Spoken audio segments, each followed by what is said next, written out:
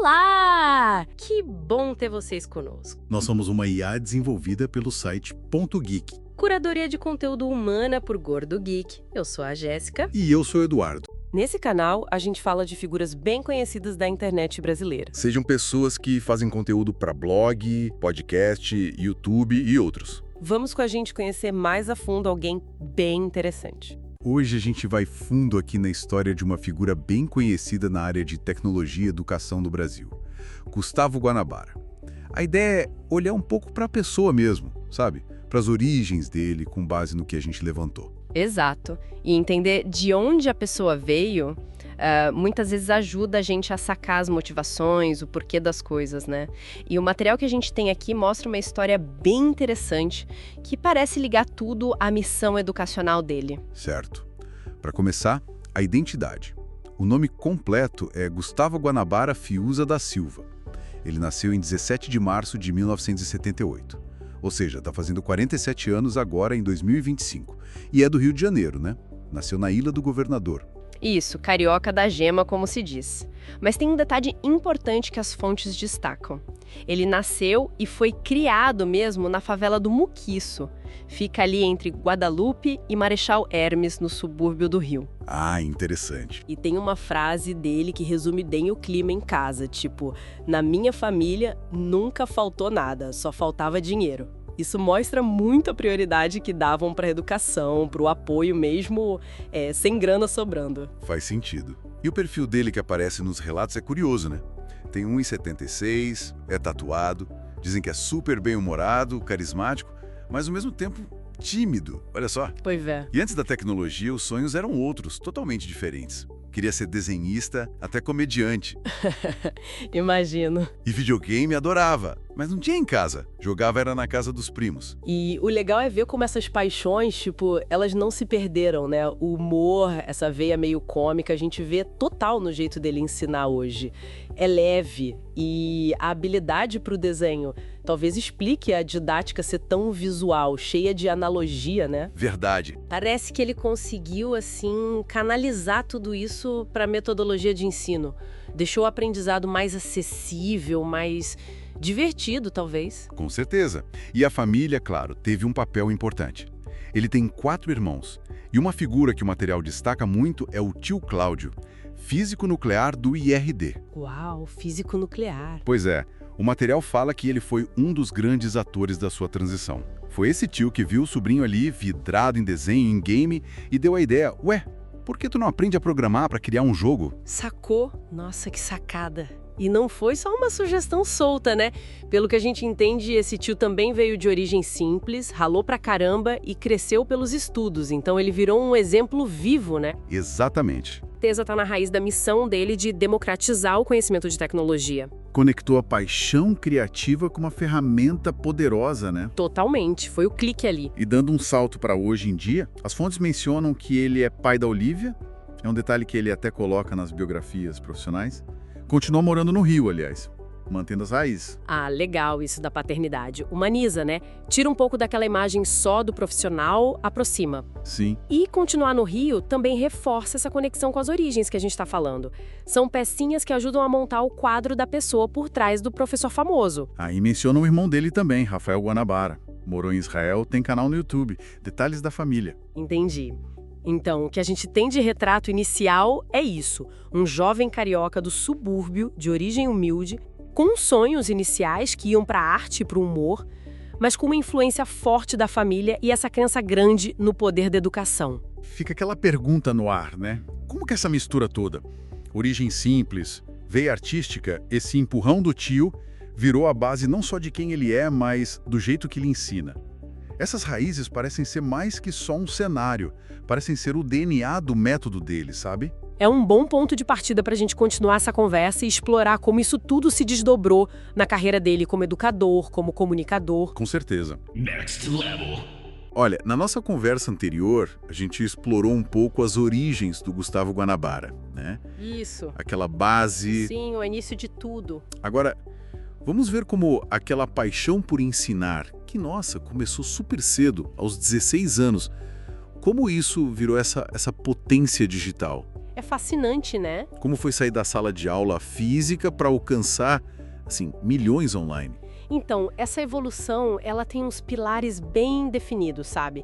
Primeiro, uma base muito sólida como professor mesmo, inclusive no serviço público. Certo. Depois, uma visão, assim, muito à frente do tempo sobre mídia digital. Uma parceria estratégica que foi, nossa, um divisor de águas. Ah, a famosa parceria. Exato. E, por fim, ele construiu todo um ecossistema de ensino online muito bem pensado. Legal. Vamos começar então por essa base. O professor raiz, como você disse. Ele começou muito jovem mesmo, né? 1994. Sim, com 16 anos. Dando aula de supletivo na mesma escola onde estudava. Poxa, são 3 décadas ensinando. Exato. E passou por tudo. Infantil, técnico, faculdade, EAD. É muita bagagem, né? Muita experiência. E essa conexão com o ensino formal ele nunca perdeu. Desde 2003, ele é servidor público na FAETEC, lá no Rio. Ah, é verdade. Lecionando na Escola Técnica Oscar Tenório. Isso eu acho que mantém ele muito conectado com a realidade dos alunos, sabe? Faz sentido. Inclusive, ele até criou uma IA, a Gepeto, para ajudar a corrigir trabalho dos alunos lá da FAETEC. Olha que ponte interessante entre o presencial e o TEC. Nossa, que demais. Mostra essa conexão mesmo. E o salto para o digital. Pelo que a gente viu, não foi algo, assim, super planejado, né? Foi mais uma necessidade prática lá em 2006. Exatamente, um problema bem concreto, ajudar os alunos que perdiam aula de PHP. Isso. Tentou com CD, mas... Sumia tudo. Ele conta isso, os CDs desapareciam. Aí a internet virou a solução. E nesse ponto entra a parceria-chave, né?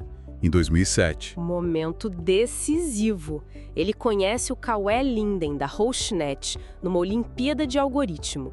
O Guanabara estava com problemão. Qual era? Um provedor gringo tinha expulsado ele por excesso de tráfego. O site Baixa Aqui divulgou o material dele, ele nem sabia e bum! Tráfego lá em cima. Caramba. Aí o Linden, muito esperto, viu o potencial ali e falou: olha, te dou hospedagem gratuita e ilimitada. Uau. E aí nasceu essa simbiose, né? Guanabara precisava da infraestrutura e o Linden viu que o conteúdo dele ia atrair um público super qualificado para a Hostnet. Uma parceria que começou na dificuldade, mas, nossa, super estratégica. E é bom lembrar que ele já mexia com o digital antes do YouTube bombar, né? Sim, muito antes. Lançou blog, o guanabara.info, e em 2008, o Guanacast. O Guanacast. Um dos primeiros podcasts do Brasil ensinando o algoritmo. Que loucura. Pois é, foram 140 episódios. Ele encerrou em 2012. Parece que por grana em foco. Mas, nossa, que visão, né? Falando de áudio para educação lá atrás. Totalmente. A semente do comunicador digital já estava ali. Plantada e crescendo forte. E aí, em 2013, essa semente vira o curso em vídeo no YouTube. Agora com o apoio total da Hostnet. Isso. E a missão era ousada: democratizar o ensino de tecnologia. Curso completo, 100% gratuito. Começou com HTML5, depois algoritmos. Mas não foi fácil, né? Ele mesmo conta que foi chamado de trouxa. Imagina, colegas professores falando isso porque ele dava conteúdo de graça. O retorno financeiro no começo era assim, mínimo. Nossa. Aí você vê a importância da visão de longo prazo, da resiliência e, claro, da parceria com a Hostnet segurando a onda. A aposta era construir audiência, autoridade... E que aposta? Deu muito certo. O crescimento foi, assim, gigante, especialmente depois de 2015. O próprio YouTube ajudou a impulsionar. E o curso de Python em 2017, então? Foi um marco. Hoje são mais de 2,5 milhões de inscritos, milhões de visualizações todo mês. Para muita gente no Brasil, o curso em vídeo é a porta de entrada para a TI. É verdade. E por trás do gratuito tem um ecossistema bem inteligente. É quase um funil, sabe? Como assim? No topo, o curso em vídeo, gratuito. Atrai milhões, gera confiança. No meio, o Estudonauto, que ele lançou em 2017. Ah, a plataforma paga. Exata. Com cursos mais a fundo, tutoria, certificado, monetiza quem quer mais. E na base, A Hostnet? a parceria com a Hostnet. Infraestrutura, o Guanabara também dá consultoria para eles e o conteúdo gera leads qualificados para a Hostnet. É um ciclo. Modelo de negócio bem amarrado que sustenta o gratuito em larga escala. Bem pensado. Muito inteligente. Permite o acesso para todos, mas também tem caminho para quem quer se aprofundar e pagar por isso. Tudo ancorado na parceria. E essa presença online toda, ele levou para o offline também, né? Vira e mexe tá nos grandes eventos. Campus Party, FISLA, Latinoware. Sim, presença constante. E o legal é que ele não fala só de código. Tem palestra tipo apresentações de matadoras. Mostra que ele entende de comunicação, de carreira. Vai além do técnico. Isso consolida ele não só como professor, mas como uma liderança mesmo, uma referência num setor de tecnologia. E falando em voz, ele voltou para os podcasts. Agora com o Experience Podcast, junto com o Cauê Linden. Exato, conversas mais aprofundadas sobre tecnologia, carreira, empreendedorismo, com gente de peso. Bem legal. E que, claro, funciona também como um marketing de conteúdo de altíssimo nível, né? Reforça a filosofia toda do ecossistema curso em vídeo Rochnet e mantém a comunidade engajada. Fecha o ciclo que começou lá atrás com o GuanaCast. É impressionante mesmo ver como ele transita, né? Professor de escola pública, pioneiro digital, empreendedor, palestrante, podcaster e tudo gira em torno de ensinar tecnologia. Sem dúvida. Uma trajetória com muitas facetas que nasceu de um problema prático, mas que cresceu com visão, parcerias certas e, claro, uma didática que, conecta com milhões. Ele não só fez cursos, ele criou um ecossistema, uma comunidade. Fica até uma reflexão, né? Essa combinação toda, vocação para ensinar, timing certo com a tecnologia, comunicação, as parcerias.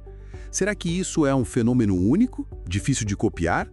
Ou será que pode inspirar novos modelos para a educação digital? Next level. Estamos chegando na reta final da nossa conversa sobre o Gustavo Guanabara. Já vimos a história dele, a trajetória. Pois é. Agora, vamos mergulhar um pouco mais fundo, né? Analisar a metodologia, o que ele pensa do futuro com IA e tudo mais. E o legal claro, o famoso professor do Brasil. Exato. Vamos começar pela didática dele. Isso parece ser um ponto assim quase universal de elogio, né? Principalmente para quem está começando do absoluto zero. Com certeza. Várias fontes falam disso, da clareza impressionante, sabe? Das explicações passo a passo. Isso. Como ele constrói aquela base sólida de lógica, os fundamentos mesmo. E tem o bom humor, né? O bom humor é a marca registrada. Total. Torna aprender programação bem menos assustador, eu acho. Sem dúvida. Essa capacidade de descomplicar para o iniciante é muito reconhecida. Mas óbvio, né? Sempre tem o outro lado. Quais seriam as críticas? Bom, tem críticas construtivas. Algumas fontes apontam que o ritmo pode ser um pouco lento, sabe? Para quem já tem alguma experiência prévia. Entendi. E também que o foco é muito, muito forte no conteúdo introdutório. Mas, peraí.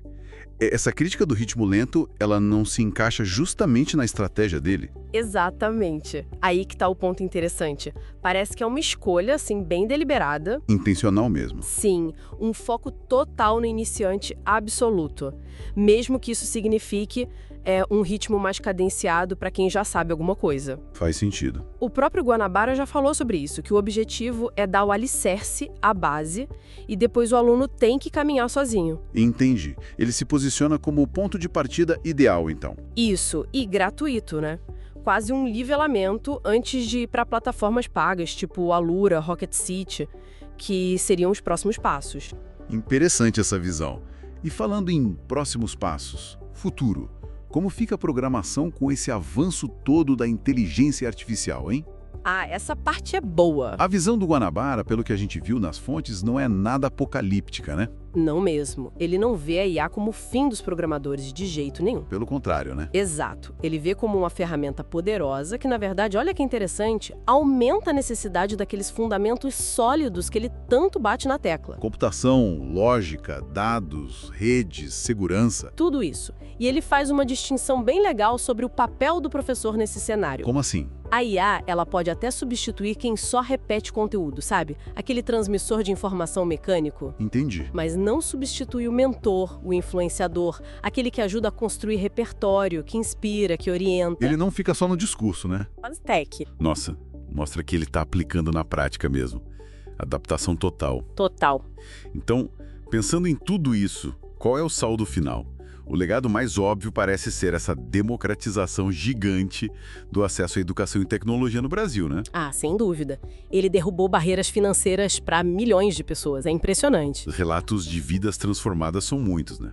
Histórias de gente que saiu de outras áreas, às vezes de empregos precários, e entrou em TI por causa dele. Exato. E daí que vem a geração Guanabara, né? Isso. A legião de gafanhotos, como ele chama.